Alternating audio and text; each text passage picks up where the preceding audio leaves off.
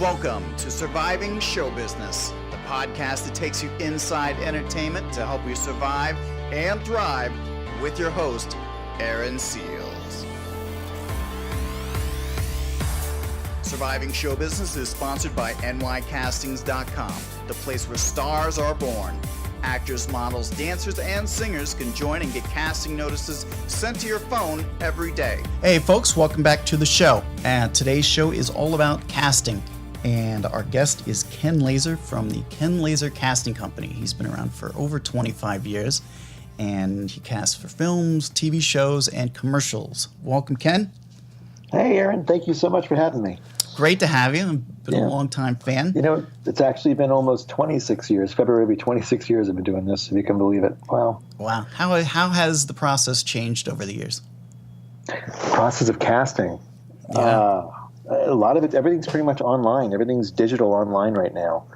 Whereas years ago, when I started, actors always had to submit their headshots and resumes through agents, and the agents would give them to us in a packets by mail, and then, of course, over the phone we talk about it. None of this emailing stuff really existed 25, 26 years ago.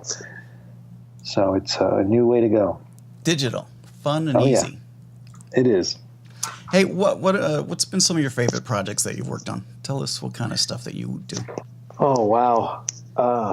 There's been so many of them over the years. As you know, I do a lot of commercials. I've done TV and film stuff. I mean, back in the 90s when I was working on film and TV as well with my boss, I've worked on films like Holy Man with Eddie Murphy and Striptease with Demi Moore. That was a fun one. Gosh, that was a long time ago. Commercials, I would say some of my favorites. Some of you guys might even know some of them. There was a Forever Mark jewelry commercial I did. I think it was back in 2012, and it got, I think in the first 6 months, it had over 4 million hits on YouTube, just on YouTube alone.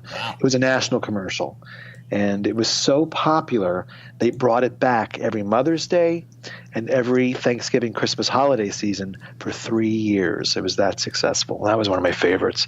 Another one of my favorites would be the MTV White Squad promo that I did a couple years ago. That was something very controversial. I remember when it first came out, people who saw this promo on TV, on MTV, were freaking out. They thought it was a real thing, a real deal. And it wasn't. It was really just to promote the fact about racial discrimination in our country. So it was such a successful campaign. It won a one-show award. It got so much recognition in different magazines around the country and around the world. I remember in England there was a magazine that mentioned it as well. There's so many different projects. What else have I done? Monistat, recently that's the international commercial. Is there anything running right now that we would know? Probably the Monostat's the most recent thing. I did that last year, and I think it was still running. Then now there's a Healy spot for kids. That was fun to do. That's running now. What else? I have things like Office Depot, Amazon, LaFay Foods, Owens Corning, Zales. There's just so many different things that I work on. Okay, so tell us, how do you work with the production company? Sure. Okay. How does the process begin and end? Okay. So either a production company or an ad agency will contact me, and they'll say, Ken, we're looking for this type of actor. It could be a couple of actors. And what I do is I put the breakdown out. And then actors will submit themselves. What I like to do is, of course, I know a lot of actors, so I always like to give them preference first as scheduling them for the audition. Mm-hmm. But I also like to give new actors an opportunity as well. But I need to see if they can act. So that's when a reel really comes in handy, if you have a video reel. So I always look for the actors that have some kind of video reel that I can watch and see if they can act. And if that's the case, then I'll give them a shot. Now, there are some actors that don't have a video reel necessarily, mm-hmm. or even if they do, I'm not really sold enough on the fact that they can do whatever the copy is that my client wants to see them do. So in that case, I like to send the copy to the actor and I give them the opportunity to do a self-audition with that copy so I can see how they would do it. And if they're good, I'll bring them in. I'll bring them in the studio and I'll do it with them in the studio. I'll lay the copy down with them. And sometimes they're not as good, and that's okay. It doesn't mean they're bad. It just means they're just not right for this particular project that I'd be working on. Now, I have a question about these breakdowns. Yeah. What kind of information's in the breakdowns that the actors are going to read? Okay, so it's going to be the name of the project for the most part. Sometimes we don't name the project name, so sometimes clients want to keep it confidential. Mm-hmm. But most times, the project name, and then they're going to tell us exactly what the spec is we're looking for. Say we're looking for a woman in her 20s and 30s to play a mom, or a dad as well in 20s, 30s, what the ethnicity is that we're looking for. It'll say what the usage is going to be for that particular project, whether it's going to be broadcast, internet, if it's going to be in-house, if it's going to be at trade shows, whatever the usage is, if there's going to be print involved, and then, of course, how much money that they're going to pay for that usage. And same thing for TV and film. TV and film, they'll mention what the distribution is going to be. If it's something that's a major feature film with a major studio, obviously that's self-explanatory where that's going to be, international. Sometimes I do a lot of these pilots, for example, or even these short films, and it's just usually those go into the different the shows, the movie. I'm sorry, I'm blanking. The film festivals. Thank you. The film festivals type of thing. Mm-hmm. So that's pretty much what it is. Okay, so we're still in the casting process. So the actor sees the breakdown. They think they're right for the role. They submit to you. How many submissions might you get? It depends on the character, but I could tell you for adults, if it's going to be men and women, 20s and 30s and even 40s, I'll probably get up to about 1,000 submissions for each of those roles. Wow. So how do you start whittling down who's good? Okay, well, of course, what I do is I like to look for the ones that have a video reel first. Those are the ones I look at. If I don't see any kind of video reel, if I don't even see a resume, believe it or not, sometimes resumes are not uploaded on there, and I have no idea what they could do, and I just don't have the time to contact that particular actor just because they have the right look. I need to see. This is a business. You need to have it's like a business card. Your resume, your headshot, your video reel, these are all like your business card for actors. And if you don't have it, I don't know.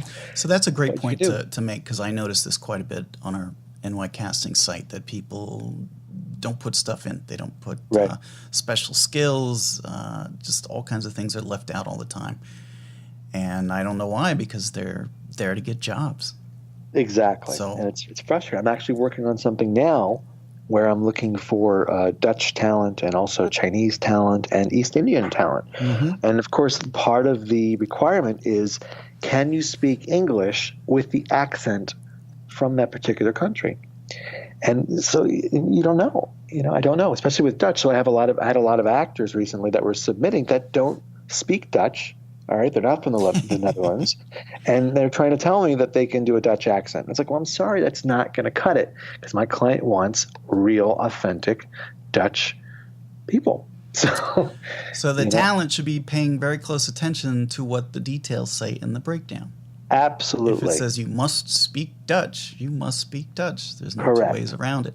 That's correct. The other thing I'd like to mention also is you need to know if the project is non-union or if it's union, meaning SAG-AFTRA. And, when it comes to non-union, I do a lot of non-union projects. So I'm always willing to see Fi-Core actors. And I have no problem with that at all. And what's Fi-Core? Fi-Core, it's financial core, which means they're a member of SAG-AFTRA. And if they're not getting enough work in the union, if they're not booking anything, or let alone even getting enough auditions, they are legally allowed to qualify to find out about if they can qualify for Fi-Core, which means they would be allowed to keep their union status, keep their membership, and they'd be allowed to do non-union work legally. So that's something I'm seeing a lot of the actors are doing that are union. They're going Fi-Core. Right. A lot of people don't know about that, so it's kind of a under the radar thing. It is under the radar, and I'm not promoting it. I'm not trying to say you have to do this, but the reality is as far as commercials go, there are a lot more non-union commercials going on than union now, and it really all happened back in. It started, I think, around maybe 2004, 2005, maybe when all the unions started having all these strikes. I remember that. that. And of course, that's when clients, ad agencies and production companies were like, well, now what do we do? We still have to work. And so they worked around this by creating these non-union companies, these sister companies that were non-union. Because if an ad agency is a signatory, they cannot do any non-union stuff. They can't. But there are production companies out there that are not signatories, and they are the ones that do the non-union work. Mm-hmm. Okay? And that's why there's a lot of it now. So that's why a lot of the actors, the reunion, they're realizing, okay, I want to work. What do you think the ratio is? I don't know. That I don't know. But I do want to say there's still a lot of union TV and film going on out there in New York and in LA. Okay. As well as in Atlanta. Okay. There's a big industry in Atlanta, Georgia now going on with film and TV. Mm-hmm. So, it's still good to keep your union membership. Absolutely. Especially here in New York, there are a lot of projects going on for TV and film. Okay. Now getting back, because we're into the casting process thing. So you get maybe 1,000 submissions. You're mm-hmm. choosing the best. Yeah. How does, can you explain what the next step is, calling people in for auditions? Yeah, well, like I said earlier, I was saying I check to see if the video reel. Yep. And if I like what I see, great. Sometimes I'll give the copy and I want to see a self-audition. Great. If that self-audition is good, then I will schedule them to come in to my session in the studio. After that, they come in, the audition, I submit the entire session to my client. And actually, they're the ones that decide who gets the role. It's a very big misconception. Right. A lot of actors think casting directors are the ones that book the talent, and this is not true. As far as let me rephrase that. Yes, we book you, but we don't make the decision of who to book. My job as a casting director is to bring in the best talent for each role to present to my client. But it's up to my client to decide who they want for that role. That could be the director making the decision. It could be the producers making the decision, some kind of combination of everybody. It is. Actually, this is really fascinating. And I got to tell you, after almost 26 years of doing this, it still baffles me, this whole process and then how they make decisions. You could have the producer and the director who loves a specific actor for the role, and they'll present it to their client, who's the actual product of the company, okay? And then they'll say, oh, you know what, we actually like this other person better. And when we have to book that other person because that's who they want. It's not necessarily what the producer and the director want. Most of the time, yes, the producer and the director get their way. They get who they want in the role because they're saying this is our professional opinion. This is what we think is going to be the best for this role. This is who we'd like to work with. And then in most cases, I would say 95% of the time, their client will say, great, we like them too. But there is that 5% chance where they say, actually, we like your backup choice. We like the other person better. You never know. Okay, so they make their choices, they do the shoot, everything goes great. There's a commercial on TV or film in the theaters or a TV show on TV. How would the actor prepare for the audition for you? Like, what are some good tips for them? Should they know the script? Question. Are you sending the script to them? That's a great question. And I got to tell you, actually, I mentioned this in my video series that you're promoting on NYCastings. Mm-hmm. CastingsBestKeptSecrets.com. It's Castings Best Kept Secrets Revealed, and I think it's CastingsBestKeptSecrets.com. Yeah, it is. And it's I actually mentioned about this and I prove it too in the video series. I actually like to prove everything that I'm demonstrating. And for the most part, it's better if you're prepared with the copy. There's only maybe one or two casting directors out there that I know of that want you to hold the copy in your hands. And I got to tell you, and I prove this in the video, what looks better, holding the copy or not holding the copy. And I'll tell you what looks better. Obviously, it's not holding the copy. And why? It's because producers and directors, these clients, and I'm not bad-mouthing them, there's really no imagination. They see what they think they're going to get. So when you have an actor that's prepared and they're doing this copy and they can do it directly to camera without holding a piece of paper, you're showing that you're a professional actor and you're showing what it would look like if you actually booked this particular project. Mm-hmm. Does that make sense? Yeah, for sure. So, I don't want to say don't hold the copy. You really got to find out who the casting director is that you're auditioning for and see what their style is and what they prefer. So the actor would ask them, how do you want me to do this? Mostly, you can, but I would say the majority of the casting directors out there don't want you holding that piece of paper with the copy on it. We'll actually have a cue card, okay? But even with a cue card, if you have to look back and forth from the cue card to the camera delivering your lines, it's still not going to look like a polished performance. Right. So that's why I always like to give actors the copy in advance so that they can prepare it. Now, this is for non-union. Mm-hmm. If it was union, there is a union rule that says you're not allowed to tell an actor to memorize the copy for an audition. You can't do that. Otherwise, it would constitute a booking. So you can't do that. But in non-union, we can. I guess it's the amount of time that they might spend on it. Of course. I guess. So that's why with union, there's always some kind of a cue card. Okay. You have to have a cue card. So the actor does not have to memorize that copy. But I will say the really good actors and the ones that usually book are the ones that are prepared and can do the copy directly into camera or with their partner or whatever the situation is. Now, how do they do the copy? How do they come up with decisions on how this character is? I don't understand. How do you think they make choices when they're reading it? They've got to give the character life somehow. How do you think that plays into it? What should they do? What shouldn't they do? Well, there is obviously they're going to say, I'm going to tell them what the character is. If it's a mom or a dad, or maybe they're a doctor, or whatever the role is, the character they're playing, that's going to decide how they should prepare to audition. Mm-hmm.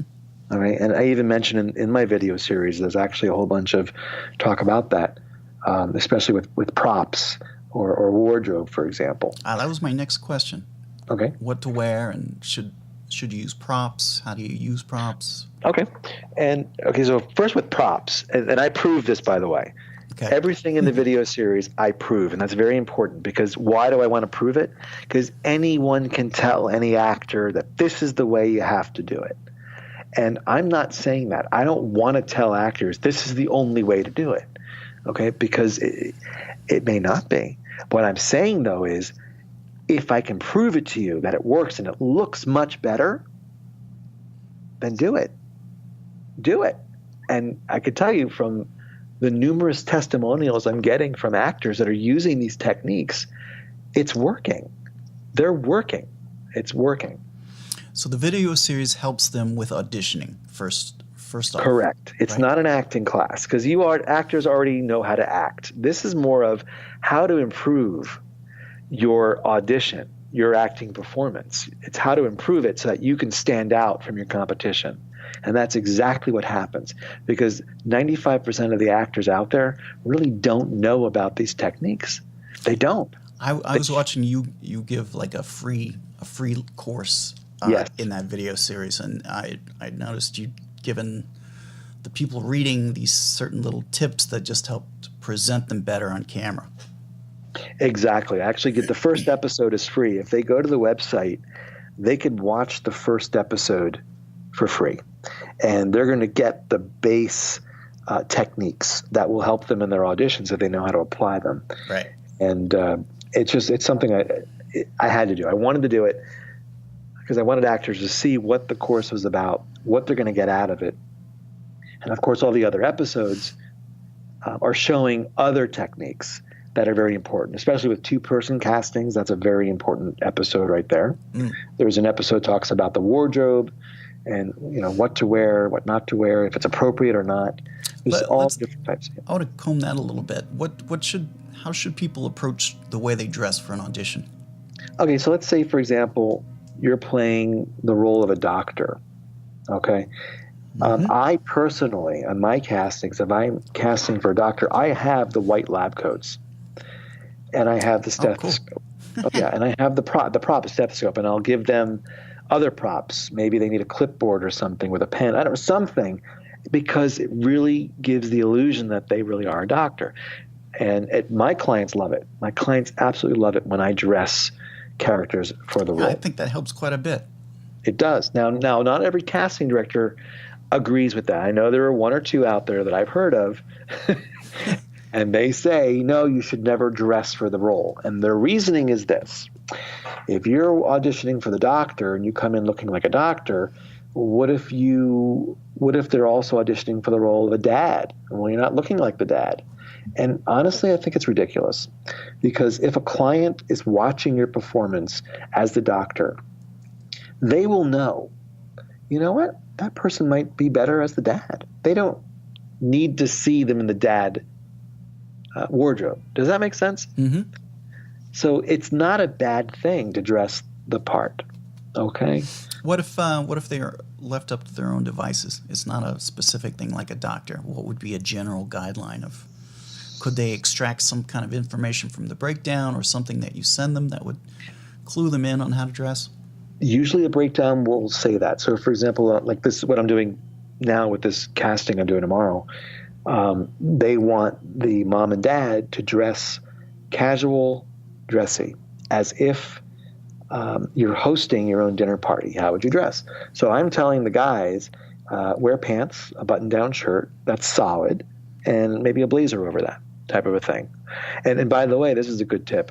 When you're wearing some kind of a shirt, you don't want to wear any kind of pinstripes or any kind of wild patterns, because that's going to really make the camera, the image that you're seeing, blurred out. It doesn't look good. So you want to wear some kind of a solid color. Okay. Solid colors. Yeah. And, okay, so you do an audition and you see a lot of people that kind of look the same and are dressing the same. How can people stand out?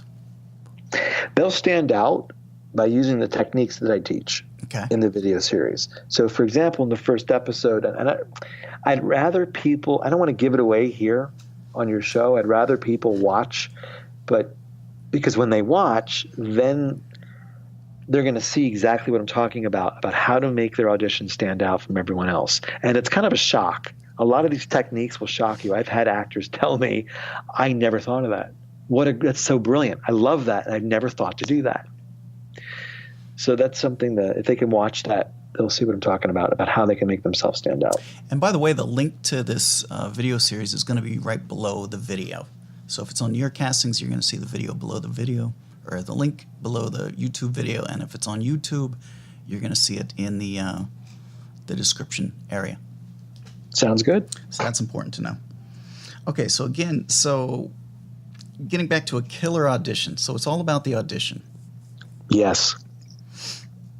And it is. Standing out. Like what are the qualities that a great actor has for auditioning? They'll have a really good personality. You know, when they come in, they're positive. And by the way, what I like to do, just to let you know, I always tell actors that we're a team. Most actors are intimidated by casting directors. And I got to say, I'm sorry. I know there are casting directors out there that are not the nicest people. And I'm sorry, I'm not trying to bash my colleagues. That's but true. It's just there are a lot of them that are they're not nice. They're not nice. I need to be nice because I need the actor to feel comfortable, because the more comfortable and happy the actor is, the better performance I'm going to get out of them. So I always tell actors, we're a team. If you look good, meaning your audition, I look good to my client, and I'll get more, and I'll get repeat business too. So we're a team. I need you to do well. It's so important to know. So important. Okay, so speaking of looking, what's your opinion on headshots? What do you think makes a great headshot? Headshots, very important. You want to make sure your headshot looks like what you look like currently. I can't tell you how many headshots I've seen of women. And by the way, this is why I ask for self videos, by the way, because especially with women, if their headshot is a picture of them with long hair and they show up with short hair and it's not what I want or what I'm looking for, that's a problem. And I'm like, oh, you don't look like your headshot. Huh. Or even a hair color. If the woman has a haircut like a brunette hair and all of a sudden now she's a blonde. But I'm looking for brunettes for this. I didn't want a blonde. I didn't know you were blonde. So that's why I've had to ask for self pictures or self video, because sometimes the headshots are not what they're supposed to look like. And now, that can make you look bad too if you're not supposed to see any blondes and some blonde comes walking in. Exactly. The director might think you didn't screen them properly. So however, I will say this. I will say this, a little secret not many people know. If that happened, I would not submit that actor on my session. In other words, the client would never see her. I would take her off. Okay. It's just that simple. So note to actors: do not try and trick anybody. Exactly. You want to look like anyways, and you wasted all that time at going to the audition. Now, a commercial headshot is very different from your TV film headshot, which is very different from your stage headshot. How so? It's 3. Commercial headshots, you should have 2. One should be definitely smiling, okay? And the other one could be serious. And your TV film is also a different type of a style. I've seen TV and film that are, people leaning against a brick wall as an example, or usually an exterior shot where the background is blurred out. That's always a good shot for TV film. Even commercial, you can use that. I like the white background for commercial. Mm-hmm. That's a nice one. Theater is very different. That's not my area of expertise, so I can't comment on theater. But that's pretty much for the headshots. I'd say the headshot photographers know if you're telling them what you're there, to do. Hey, I'm a theater actor, or hey, I want to be a commercial actor. They have a lot of experience generally, so they're going to know how to shoot you for each. Exactly. Now, usually actors, hopefully they'll want to do both commercial and TV film. There are some actors that just want to do TV film. And what they don't realize is commercials really can help you pay your rent. If you're really good with commercials, there are a lot of actors that can make a living doing these commercials. And then you can do your TV film as well. How much can these pay sometimes, these big national commercials? It depends if it's union or non-union. Some of these non-union things, they don't pay as much as union. Obviously, union has specific set rates that are in contract. And that also depends on the usage and the markets. And, whether it's broadcast, cable, if it's in the movie theaters now, they even have something specific for that. On the internet, they even have a specific rate for that. There's so many different rates. However, like commercials, I've heard cases where actors can make, for a national commercial union, they can make at least 25 to 50 grand in a year. And that just depends on the usage. And if it's going to be for the whole year and what markets it's in. Non-union, it's going to be a lot less than that because it's non-union. And that's why a lot of clients are wanting to do non-union, because they know they can get great talent and just pay one set fee, and that's it, very low. Okay, so now what about reels? How should they look? All right. What should be on a reel? What is a reel? A video reel is going to show what an actor's work is, what they've done in the past, okay, whether it's TV film or commercials. Very, very important to have that. So I can see, or casting directors and agents can see, if they can act, how they act, what their style is. So what I suggest in the beginning is always show your headshot in the beginning with your contact information underneath it, and hold that up for about 3 seconds in the beginning. And then you want to go into your best work first. And, it's a matter of, I would say, whatever the scene is, you don't need to show more than 30 seconds, of a scene, and then move on to the next one. Even if it's like a couple of lines and then go on to the next one, you want to choose your best work first. And I'll tell you why. It's because we don't have time to sit there and watch a 2 or 3 minute video reel. We don't. So you want to show us your best stuff first, so we can say within the first 15, 20 seconds, we'll know if you can act or not. and if we want to bring you in for the casting, and that's it. And then you want to end your video reel with your headshot and your contact information again. And also, very important, I've noticed this actually, you need, that actors are not doing this, they need to do this. You need to put on there, whatever scene that you're showing, put in the like a lower third type thing, the name of the project and either the name of the director or the production company. So we can see what this is. Okay. And is there difference between commercial reels and legit reels? Yeah, I've seen actors, especially in non-union, there are actors that will have just one reel with a combination of commercial and TV film because they don't have a lot to show yet. But if you have an actor that's been doing this a while, they'll most likely have a legit reel and they'll have a separate commercial reel. Now, what if they don't have any of that stuff yet? Let's say they're newer. Can they record stuff on their own, record a monologue, stuff like that? Is that helpful? They can. I don't recommend doing monologue, like, because that's theater. Mm-hmm. What I do recommend is if they have a professional setup with friends, with camera, lighting, and even sound, all right, you need to have, I would say, maybe 1 or 2 commercials that you could do, and if you have 1 or 2 different legit scenes you could do, then you're fine, even if it's like you're working off a partner. Okay. But it needs to look professional. Okay. So at least at that point they get to see you and hear you because, voice is a big part of a character. Yeah, absolutely. So I always find that helpful. Sure. Now, okay, so you've seen the reel before they get into the audition, but they're handing you their resume at the audition. How do you no. What's good to know about resumes? Okay. I actually, and I'll be honest, today, this is me personally. I'm not talking for every casting director. I'm just talking about me. Mm-hmm. I personally don't necessarily look at a resume, and I'll tell you why. Anyone can put anything on a resume and make it up, and I'll never know. I'm not going to sit there and research it. I'm not going to go out and Google, did this person really do this? Mm-hmm. I don't have time for that. So that's why the video reel is very important. I need to know if you can act. What can you do in front of the camera? I don't care what it says on a piece of paper. What about training and like special skills? What's very important to know on that? That is very important. And that is a good purpose. That's something you want to put on a resume for sure. So if I do look at a resume, if there are times where I will look at that while I'm watching the person's reel, or maybe they're sending me their self-audition, and I'll glance at the resume. I want to see, let's see what the training is. Did they go to school? What else have they done? Even though, but I'm saying they could make that up. A lot of people ask me, does it matter where I go to school at or how I train? What's your feelings on that? Yeah, I honestly don't know how to answer that. I think there are a lot of these different film schools out there, okay?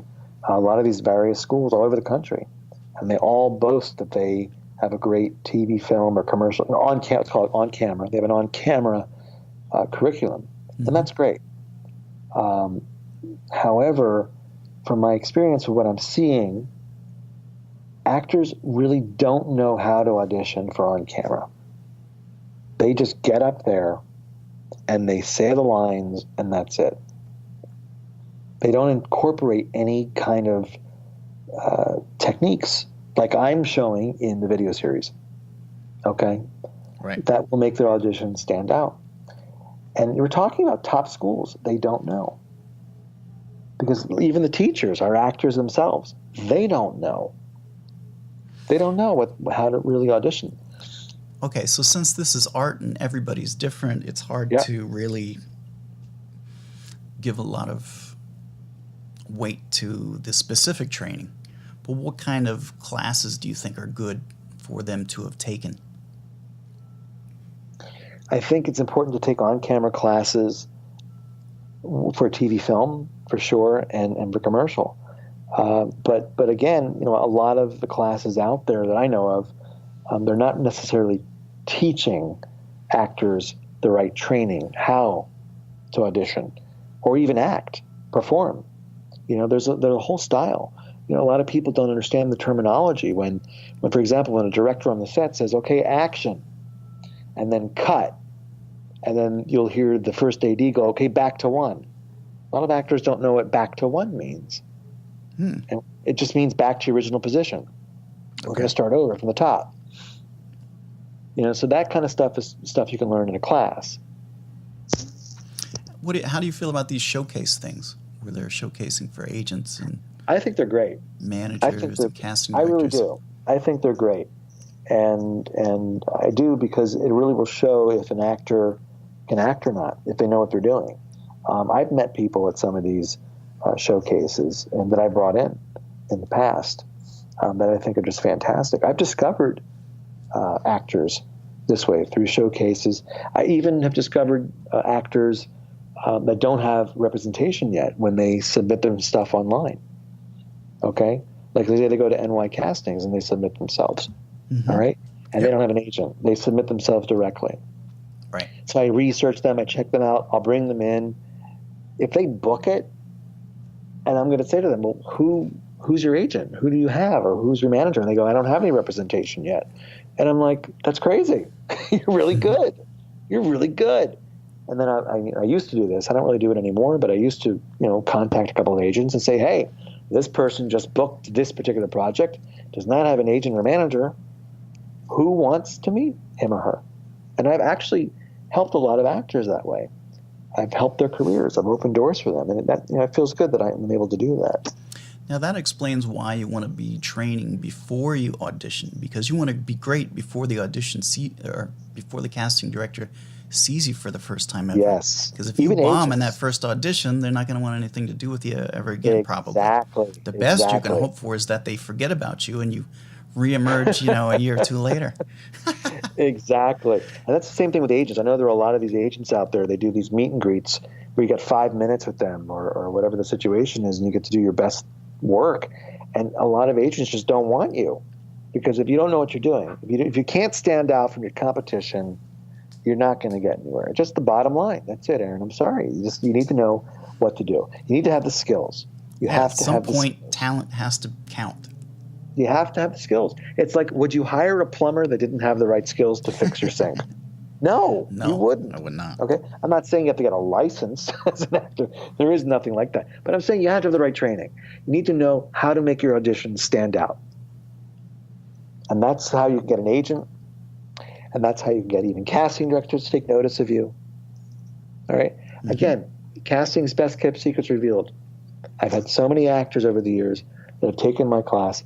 And I've recently launched this video series, as you know. Yep. And I've had actors that are buying this, and they're raving about it. They're so excited about it, and they're telling me, "Oh my God, I got called back from this because I used the techniques. I booked this because I used the techniques." Techniques work. The techniques work, and again, I always say I have to prove it to you. Good actors have techniques at their disposal. That's part of the training. That's part of the skill. The techniques are the training and the skills. Does that make sense? Yeah, sure does. You have to have it. There are actors out there that think, oh, I'm so good, don't worry about it, I have a great look, I know what I'm doing.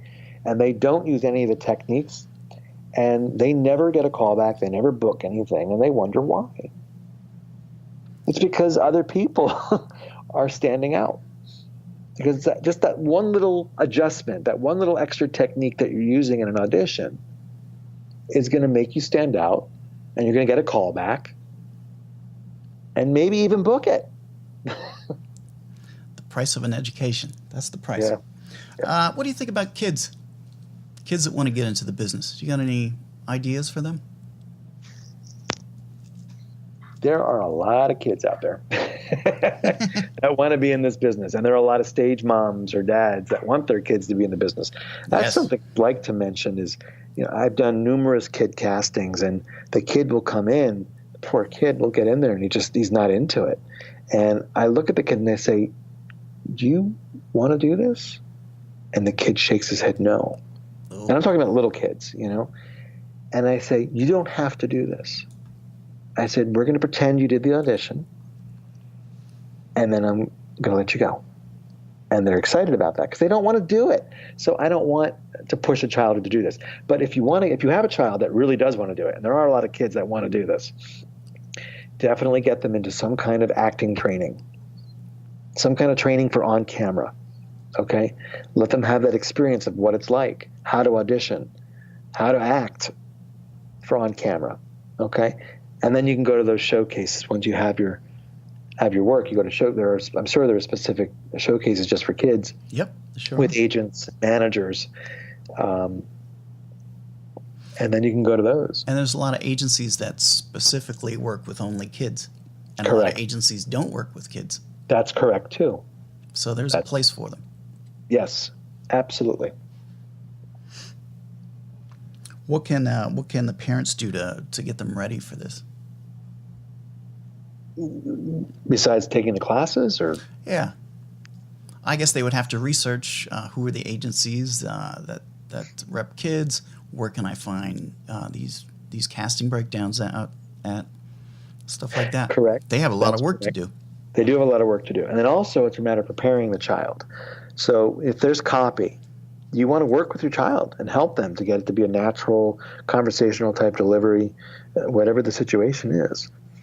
You know, it's actually, I was just remembering a casting I did back in the 90s. I think it was for Pampers diapers.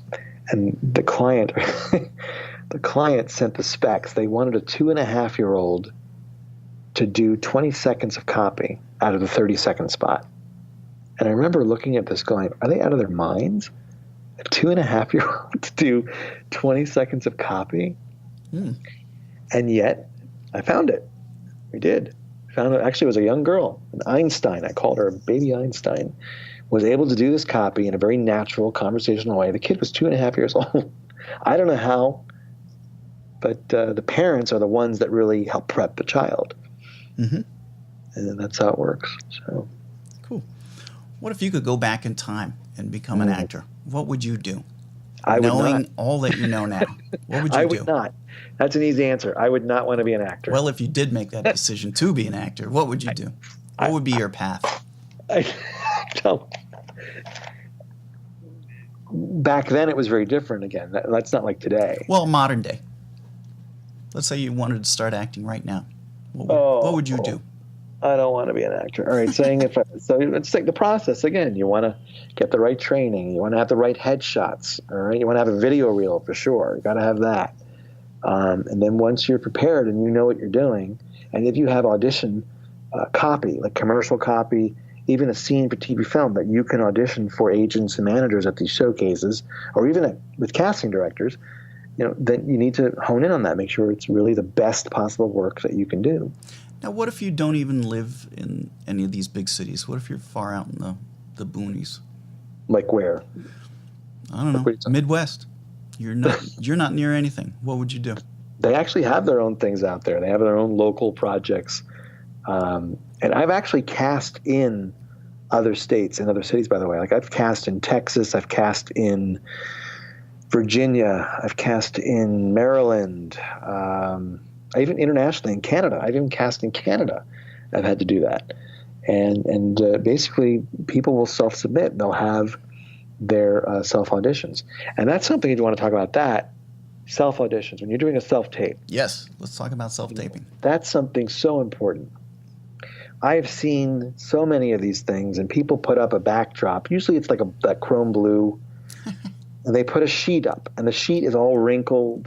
Right. And it's like that. That's not what you want to do. You want to have something professional. You can go to any of your local photo video stores. Like here in New York, there's a place called B&H, and you can even order this stuff online. You get one of these portable backdrops where the one side is the chrome blue, and the other side is the green screen. Okay, you put that up behind you. Make sure it's not wrinkled. Make sure you have good lighting. Okay, there's no reason why you shouldn't have good lighting. If you're an actor that's doing a lot of these self auditions, you should invest in this stuff. It's not that expensive.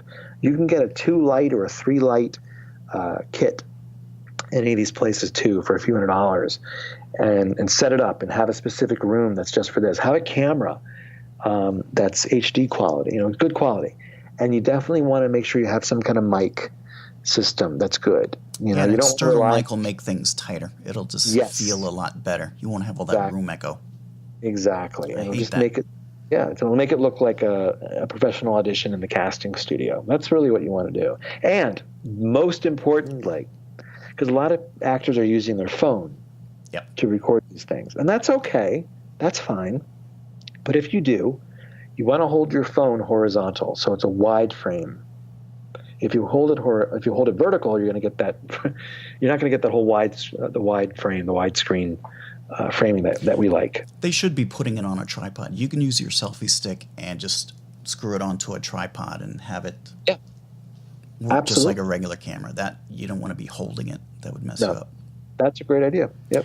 But the good news is people get better at this every day because everybody's taking selfies and recording video around the clock. So used to be big technical challenges because nobody knew how video worked. But these days, it's quite easy. Yeah, exactly. It is the way. And so before that, they should be taking your online course. Let's just go over that again. So you've got 6 chapters. Yes, there are 6 episodes and 1 bonus video. The 7th is a bonus episode. Okay. You can stream it online on your phone or your pad, anywhere you are, as long as you have a good internet connection. The whole series is just about an hour, just under 60 minutes. So the reason I did that was because the class normally, and I've been teaching the class since I think 1995, and it's usually been a 3 to 6 hour class. So I decided just to shorten this, obviously, because a lot of actors want the information quickly, and they don't want to watch a whole 3-6 hour course. So you can get all the different techniques, all the different types of projects you can apply them to. And what are they going to be better at when they're done with this course? Let's say they're a great student. What are they going to be better at? They're going to be better at auditioning. They're going to make their auditions stand out. Okay. Their competition. It's just that simple. And what I do is I show in each episode, based on what type of project that it is, for whatever commercial it is, let's say, which technique you would apply, and when it's appropriate and when it's not appropriate. And by the way, Aaron, these techniques you can also use for your TV film auditions as well. And I've had a lot of testimonials from people, from actors that are telling me, "Oh my God, I used this and I got booked on Blue Bloods, and I used the techniques and I got booked on Orange is the New Black, and I used." So they're booking these various shows or movies, and they're using the techniques. Right. I see a lot of testimonials on the website. Yeah. So it works. It does. I'm very happy with it. You honed it over all those years and boiled it down to what it is. Correct. I did. And this was a 2-year process, believe it or not. 2-year process. It wasn't right. After the first year, I filmed it the first time with 6 other actors, and unfortunately it didn't come out the way I had hoped or wanted it. And so we refilmed it, reshot it with 6 new actors, and this is what came out. And it really came out great. Really came out. I'm really happy with how it came out. It's fun to watch. I've watched that first episode a couple times already. Thank you. Yeah. So that's great. You watch this course whenever you want. You get better. You use these techniques in your auditions. You start booking more, so you make more money. Exactly. That's the idea. Exactly. And now, as you know, I'm giving you NYCastings a special discount, a special offer, where it's 50% off. What the normal cost is. Yeah, the normal cost is $297. So you can get the course for $147, and it's only for November. And also with that offer, I know a lot of actors want to meet me in person. Mm-hmm. So I'm offering a free 10-minute one-on-one consultation after you buy the video series. And that's great to get the personal touch, because you can kind of say, you can have dialogue about where they're at in their career right now. Exactly. And what I'm hoping they'll do is watch the video series first, and then when they come to see me, bring some copy with you that we can work on, and I can say, let's apply the techniques to it. So that way, if they're going to go and try and get an agent at one of these showcases or even meet with casting directors, they're going to be prepared. They're going to know what to do. They're going to shine. Cool. And again, the link to that video to get the discount is right below wherever you're seeing the video or Perfect. Audio. We're going to put that in there. Okay, anything else you want to talk about or cover? I think it's it. We've covered a lot of stuff today. Yeah. We've learned a lot of stuff. All right, so that's it, folks. Thanks a lot, Ken, and we will catch you soon. Fantastic. Thanks so much, Aaron. That's all, folks. Surviving Show Business is sponsored by NYCastings.com, the place where stars are born. Actors, models, dancers, and singers can join and get casting notices sent to your phone every day.